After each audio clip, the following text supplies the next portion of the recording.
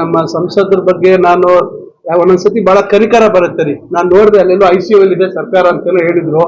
ICU ಅಲ್ಲಿ 23 ಜನ ಸಾಯಿಸಿದ್ದು ಯಾರು ಅಂತ ಬಹುಶಃ ಯಾರಿಂದ ಯಾರ ನಿರ್ಲಕ್ಷ್ಯದಿಂದ 23 ಜನ ಮುಗ್ಧರು ಪ್ರಾಣ ಕಳ್ಕೊಳ್ಳಿಕ್ಕೆ ಆಯ್ತು ಅಂತಕ್ಕಂಥದ್ದನ್ನ ಇಡೀ ರಾಜ್ಯದ ಜನತೆ, ರಾಷ್ಟ್ರದ ಜನತೆ ಗೊತ್ತಿದೆ. ICU ಬಗ್ಗೆ ಮತ್ತೊಂದ್ ಬಗ್ಗೆ ಮಾತಾಡ್ತಾರೆ, ನಾಚಿಕೆ ಆಗ್ಬೇಕು ಅಂತ ಅವ್ರಿಗೆ. ಇದ್ರ ಬಗ್ಗೆ ಮಾತಾಡುವಂಥದ್ದಕ್ಕೆ ಹೋದಾಗ ಬಹಳ ಅಸಹ್ಯ ಅನ್ಸುತ್ತೆ. ನಾನು ನೋಡಿದೆ ನಂದಿ ರೋಪ್ವೇ ಬಗ್ಗೆ ಏನ್ ಮಾಡಿದ್ರಿ. ನಂದಿ ರೋಪ್ವೇ ಬಗ್ಗೆ ಕನಿಷ್ಠ ಒಂದು ಒಡಂಬಡಿಕೆ ಆಗಿರ್ಲಿಲ್ಲ, MOU ಆಗಿರ್ಲಿಲ್ಲ.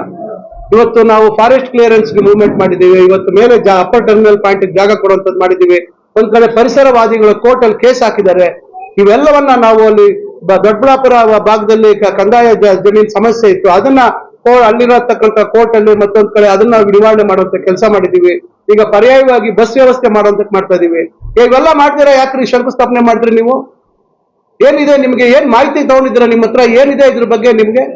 ಇವತ್ತು ನಾನು ಹೇಳ್ತಾ ಇದ್ದೀನಿ, ನಾನು ಈಗ ಮೇಲ್ಗಡೆಗೆ ಈಗ ನೋಡಿ ಮೇಲ್ಗಡೆಗೆ ರಸ್ತೆ ಆಗಿದೆ.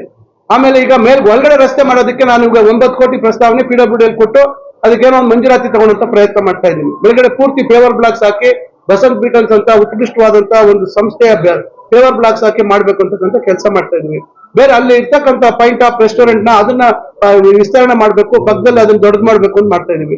ಈ ರೀತಿ ನಾವು ಹಲವಾರು ಯೋಜನೆಗಳನ್ನ ಹಾಕೊಂಡು ನಾವು ಅವ್ರ ರೀತಿಯಲ್ಲಿ ಏನೋ ಒಂದು ಸಣ್ಣ ಆದೇಶ ಇಟ್ಬಿಟ್ಟು ಮಾಡೋದಕ್ಕಲ್ಲ. ಮೆಡಿಕಲ್ ಕಾಲೇಜ್ಗೆ ಏನ್ ಮಾಡಿದ್ರಿ ಮೆಡಿಕಲ್ ಕಾಲೇಜ್? ನೀವು ನಿಮ್ ಕೈಲಿ ನೀವು ಸ್ವತಃ ನೀವೇ ಮಂತ್ರಿಗಳಾಗಿ ನಿಮ್ಗೆ ಯೋಗ್ಯತೆ ಇರ್ಲಿಲ್ಲ ಏನೋ ಅದಕ್ಕೆ ಆಡಳಿತಾತ್ಮಕ ಅನುಮೋದನೆ ಪಡುವಂತದಕ್ಕೆ. ಯಾರಿವತ್ತು ದುಡ್ಡು ಕೊಟ್ಟವ್ರು ಮೆಡಿಕಲ್ ಕಾಲೇಜ್ಗೆ? ಉಳಿದಂತ ದುಡ್ಡು ಇವತ್ತು ಮೆಡಿಕಲ್ ಕಾಲೇಜ್ ಅಲ್ಲಿ ಮತ್ತೆ ಈಗ ಏನೋ ಕಾರ್ಯಾರಂಭ ಆಗ್ಬೇಕು ಅಂತಕ್ಕಂಥದ್ದು ನಮ್ಮೆಲ್ಲರ ಉದ್ದೇಶ. ಈಗ ಅದನ್ನ ನಾವು ಈಗ ಪ್ರಯತ್ನ ಮಾಡ್ತಾ ಇದೀವಿ. ಇಲ್ಲ ಅಂದ್ರೆ ಈಗ ನೆಕ್ಸ್ಟ್ ಇದ್ರಲ್ಲಿ ಮಾಡೋದಕ್ಕೆ ಮಾಡ್ತಾ ಇದೀವಿ.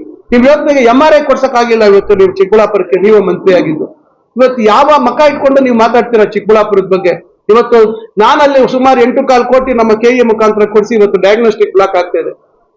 ನಾನು ಒಳ್ಳೆ ಸುದ್ದಿ ಕೊಡ್ತೀನಿ, ವೇಟ್ ಮಾಡಿ 2ನೇ ತಾರೀಕು ಏನ್ ಸುದ್ದಿ ಕೊಡ್ತೀವಿ ಅಂತಕ್ಕಂಥದ್ದು. ಆಮೇಲೆ ನಿಮ್ಗೆ ಇವತ್ತು ಈ ಸ್ಟೇಡಿಯಂ ಬಗ್ಗೆ ನಾನು ಹೇಳಿದೆ. ಇವತ್ತು ಇಂಡೋರ್ ಸ್ಟೇಡಿಯಂ ನೀವು ಹೋಗಿ ನೋಡ್ಕೊಂಡ್ ಬನ್ನಿ. ಯಾಕೆ ಅದನ್ನ ನೀವು ಮಾಡಿಸಿಲ್ಲ? ಅಲ್ಲಿ ಸರಿಯಾದ ರೀತಿ ಕ್ರೀಡಾಪಟುಗಳಿಗೆ ಮಾರ್ಗದರ್ಶನ ನೀಡಕ್ಕಾಗಿಲ್ಲ ನಿಮ್ ಕೈಯಲ್ಲಿ. ಅಲ್ಲಿ 0 ಮಾರ್ಕಿಂಗ್ ಶೂ ಹಾಕೋಬೇಕು. ಯಾವ್ದಾವ್ದೋ ಶೂ ಆಚೆ ಓಡಾಡಿ ಶೂ ಅಲ್ಲೆಲ್ಲ ಹೋದ್ರೆ ಕಲ್ಲುಗಿಲ್ಲೆಲ್ಲ ನಿಮ್ಮ ಶೂಗಳಲ್ಲಿ ಹೋಗಿ ಅಲ್ಲಿ ನೀವು ಶಟಲ್ ಬ್ಯಾಡ್ಮಿಂಟನ್ ಆಡಿದ್ರೆ ನಾಳೆ ಅದು ಹಾಳಾಗ್ದಿರ ಏನಾಗುತ್ತೆ? ಇದನ್ನ ಯಾರಾದ್ರೂ ಯೋಚನೆ ಮಾಡಿದಾರ? ಈಗ ಅದಕ್ಕೆಲ್ಲ ಇವತ್ತು 60 ಲಕ್ಷ ನಾನು ಇದು ಮಾಡ್ಕೊಂಡು ಹೋದ ವರ್ಷ ಮಂಜೂರು ಮಾಡಿಸಿದ್ದೀನಿ. ಅದಕ್ಕೆ ನಾವು ರೀಎಸ್ಟಿಮೇಟ್ ಮಾಡಿಸಿ ಈಗ ಸಬ್ಮಿಟ್ ಮಾಡಿದೀವಿ. ಅದನ್ನ ಈಗ ಕೈಗೆತ್ಕೊಳ್ತೀವಿ. ಇದಕ್ಕೆ 10 ಕೋಟಿ ಇದನ್ನ ಹೊಡೆದಾಕ್ತಿವಿ. ಎಸ್ಟಿಮೇಟ್ಸ್ ಈಗ PWD ಮುಖಾಂತರ ಆಗಿದೆ. ನೆಕ್ಸ್ಟ್ ಈಗ ಯೂತ್ ಸರ್ವಿಸಸ್ ಕಳಿಸಿ ಅದನ್ನ ಅಡ್ಮಿನಿಸ್ಟ್ರೇಟಿವ್ ಅಪ್ರೂವಲ್ ತಗೊಂಡು ಮತ್ತೆ ಅದಕ್ಕೆ ಹಣ ಬಿಡುಗಡೆ ಮಾಡಿಸ್ತಾ ಇದ್ದೀನಿ. ಯಾವ ಮೂಲದಲ್ಲಿ ಕೊಡ್ತಾ ಇದೀನಿ ಈಗ ಆಮೇಲೆ ಹೇಳ್ತೀನಿ. ನಾನು 10 ಕೋಟಿ ನಾನು ಮಂಜೂರು ಮಾಡಿಸಿದ್ದೀನಿ. ನಿಮ್ ಕೈಲಿ ಆಯ್ತಾ? ಇವತ್ತು ಈಗ ಕನ್ನಡ ಭವನ ಯಾರಿಂದ ಇವತ್ತು ಕಾಣ್ತೀವಿ? ಅದು ನಾವು ಸುಮ್ಮನೆ ಇದ್ದಿದ್ರೆ ಇವತ್ತು ಹೌದು, ಬಹಳ ಸಂತೋಷ. ಇದು ಅವರ ಅವಿವೇಕತನಕ್ಕೆ ಇನ್ಯಾವುದು ಸಾಕ್ಷಿ ಇಲ್ಲ. ಅವರ ಅವಿವೇಕತನಕ್ಕೆ ಇನ್ಯಾವುದು ಸಾಕ್ಷಿ ಇಲ್ಲ. ಯಾಕೆಂದ್ರೆ ಸುಣ್ಣ ಬಣ್ಣ ಹೊಡೆದ್ರು ಅಂತ ಹೇಳ್ತಾರಲ್ಲ, ಹಂಗಾರೆ ಯಾಕೆ ಸುಣ್ಣ ಬಣ್ಣ ಹೊಡೆದು ಓಪನ್ ಮಾಡಲಿಲ್ಲ? ಯಾಕೆ ಅವ್ರಿಗೆ ಅವತ್ತು ಮಾಡಲಿಲ್ಲ? ಇವತ್ತು ನಮ್ಮ ಹತ್ರ ದಾಖಲೆ ಸಮೇತ ನಮ್ಮ ಹತ್ರ ಇದೀವಿ. ಎಷ್ಟು ದುಡ್ಡು ಬಿಡುಗಡೆ ಮಾಡಿಸಿದೀವಿ. ಕ್ಯಾಬಿನೆಟ್ ಪ್ರೊಸೀಡಿಂಗ್ಸ್ ಆಗಿದೆ. ಅವ್ರೇನು ಶಾಸಕರಾಗಿ ಕೆಲಸ ಮಾಡಿಲ್ವಾ? ಮಂತ್ರಿಯಾಗಿ ಕೆಲಸ ಮಾಡಿಲ್ವಾ? ಸಂಸದರಾಗಿಲ್ವಾ? ಗೌರ್ಮೆಂಟ್ ಸಿಸ್ಟಮ್ ಅಂದ್ರೆ ಗೊತ್ತಿಲ್ವಾ ಅವ್ರಿಗೆ? ಮಾಹಿತಿ ತಗೊಳ್ಳಿ, ಎಲ್ಲ ಮಾಹಿತಿ ತಗೊಳ್ಳಿ. ಏನೇನು ಯಾವಾಗ ಏನೇನು ಹಣ ಬಿಡುಗಡೆ ಆಗಿದೆ ಅಂತ ತಗೊಂಡು ಮಾತಾಡ್ಲಿ. ದಾಖಲೆ ಇಟ್ಕೊಂಡು ಮಾತಾಡುವಂಥದ್ದು ಕಲೀಲಿ. ಹಿಟ್ ಅಂಡ್ ರನ್ ಇವೆಲ್ಲ ನನ್ನ ಹತ್ರ ನಡೆಯಲ್ಲ. ನಾನು ಏನೇ ಆಗ್ಲಿ ಆಮೇಲೆ ಫ್ಲವರ್ ಮಾರ್ಕೆಟ್ ಬಗ್ಗೆ ಏನ್ರಿ ಮಾಡಿದ್ರು ಹೇಳ್ರಿ, ನೀವೇ ಹೇಳಿ. ಎಲ್ರಿ ಜಾಗ ಕೊಟ್ಟಿದ್ರು ಹೇಳಪ್ಪ ನೀನು ಮುದ್ದು? ಎಲ್ಲಿತ್ತಪ್ಪ ಜಾಗ? ಎಲ್ಲಿತ್ತ? ಏನ್ ಮಂಜೂರು ಮಾಡಿದ್ರು ಹೇಳಪ್ಪ? ಎಲ್ಲಿದೆಪ್ಪ ಅಡ್ಮಿನಿಸ್ಟ್ರೇಟಿವ್ ಅಪ್ರೂವಲ್? ಎಲ್ಲಿದೆ ಹೇಳಪ್ಪ? ಎಲ್ಲ ಅವ್ರಿಗೆ ಅದೇ ರೀ.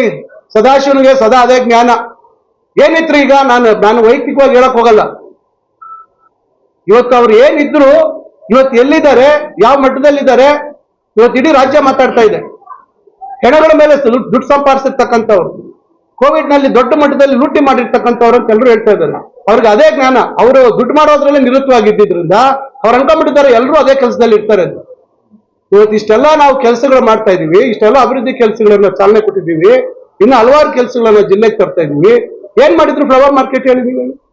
ಇವತ್ತು ನಾನು 9 ಎಕರೆ 14 ಗುಂಟೆ ಇದಕ್ಕೆ ಕೊಡ್ಸಿದ್ದೀನಿ ಜಾಗ. ಅದಕ್ಕೆ ನಮ್ಮ ಚೀಮೂಲ್ಗೆ ಕೊಡ್ಸಿದ್ದೀನಿ ನಾನು ಅಧಿಕೃತವಾಗಿ. ಅವ್ರಿಗೇನಾಯ್ತಾ? ಯಾರಿಗೋ ಒಬ್ರಿಗೆ ಪಟ್ಟಾಭಿಷೇಕ ಮಾಡೋದಕ್ಕೋಸ್ಕರ ವಿಭಜನೆ ಮಾಡುವಂತ ಕೆಲಸ ಮಾಡಿದ್ರು. ಇವತ್ತು 5.5 ಲಕ್ಷ ಲೀಟರ್ ಆಗಿದೆ ಇವತ್ತು ಒಂದು ದಿನದ ಶೇಖರಣೆ. ಗೊತ್ತಾ ನಿಮ್ಗೆ ಮಾಹಿತಿ ಇದೆಯಾ? ಮೊನ್ನೆ ನಾನು ಕನ್ನಡ ಭವನದಲ್ಲಿ ಹೇಳಿದೆ 5,34,000 ಅಂತ. 5.5 ಲಕ್ಷ ಆಗಿದೆ ಇವತ್ತು ಗರಿಷ್ಠ ಒಂದು ದಿನದ ಶೇಖರಣೆ ಹಾಲು ಇವತ್ತು ಉತ್ಪಾದನೆ. ಇವತ್ತು ನಾವು ಅಲ್ಲಿ ಪ್ಯಾಕಿಂಗ್ ಯೂನಿಟ್ ಸ್ಟಾರ್ಟ್ ಮಾಡ್ಬೇಕು ಅಂತಿದೀವಿ. ಇವೆಲ್ಲ ಎಲ್ಲಿಂದ ಆಯ್ತಾ ಇದೆ? 20 ಎಕರೆ ಅವ್ರು ಎಷ್ಟು ಎಕರೆ ಕೊಡ್ಸಿದ್ರು ಫ್ಲವರ್ ಮಾರ್ಕೆಟ್ಗೆ ಬೆಟ್ಟದ ಮೇಲೆ? ಅದು 9 ಚಿಲ್ಲರೆ ಎಕರೆ ಕೊಡ್ಸಿದ್ರು. ಇವತ್ತು ನಾವು 20 ಎಕರೆ ರೀ. ಯಾವ ರೀತಿ ಜಾಗ ಇದೆ ಅದು? ಇವತ್ತು ಸ್ವಲ್ಪ ತಡ್ಕೊಳ್ಳಿ ಏನಾಗುತ್ತೆ ಅಂತ. 141 ಕೋಟಿ ರೂಪಾಯಿಗೆ ಎಸ್ಟಿಮೇಟ್ ಮಾಡಿಸಿದ್ದೀನಿ. ನೀವೇ ನೋಡಿದ್ದೀರಾ ಯಾವ ರೀತಿ ವಿಸ್ತೃತವಾದ. ಅವ್ರೇನಾದ್ರೂ ಮಾಡಿದ್ರಾ? ಏನಾದ್ರೂ ನೀಲಲಕ್ಷ್ಯ ಮಾಡಿದ್ರ? ಅವರು ಮಾಡಿದ್ರೆ ಹೇಳಕ್ ಹೇಳಿ. ಎಲ್ಲಿ ಮಂಜೂರು ಏನ್ ಮಾಡಿದ್ರು? ದುಡ್ಡು ಎಷ್ಟಿಟ್ಟಿದ್ರು ಹೇಳಕ್ ಹೇಳಿ. ಘೋಷಣೆಗಳು ಸುಮ್ಮನೆ ಅಂತಾರಾಷ್ಟ್ರೀಯ ಮಾರ್ಕೆಟ್ ಅಂತ ಘೋಷಣೆ ಆಗ್ಬಿಟ್ರೆ ಎಲ್ಲಿದೆ ನಿಮ್ಮ ಹತ್ರ? Where is the detail project report? ಎಲ್ಲಿ ದುಡ್ಡು? ಎಲ್ಲಿತ್ತು ದುಡ್ಡು? ಎಲ್ಲಿದೆ ಆದೇಶ? ಎಲ್ಲಿ ಆದೇಶ? ಕಾಪಿ ಕೊಡಿ ದಯವಿಟ್ಟು. ಆದೇಶ ಕಾಪಿ ಕೊಡಿ ದಯವಿಟ್ಟು. ಕೈಗಾರಿಕೆಗಳ ಬಗ್ಗೆ ಮಾತಾಡ್ತಾರೆ, ಅಲ್ಲೆಲ್ಲ 2,000 ಎಕರೆ ಅಂತ. ಅದ್ರ ಬಗ್ಗೆ ಕೇಳಿದ್ರೆ ಪತ್ತ ಇಲ್ಲ. ಎಲ್ಲಿದೆ ಪ್ರೈಮರಿ ನೋಟಿಫಿಕೇಶನ್, ಪ್ರಿಲಿಮಿನರಿ ನೋಟಿಫಿಕೇಶನ್ ಎಲ್ಲಿದೆ?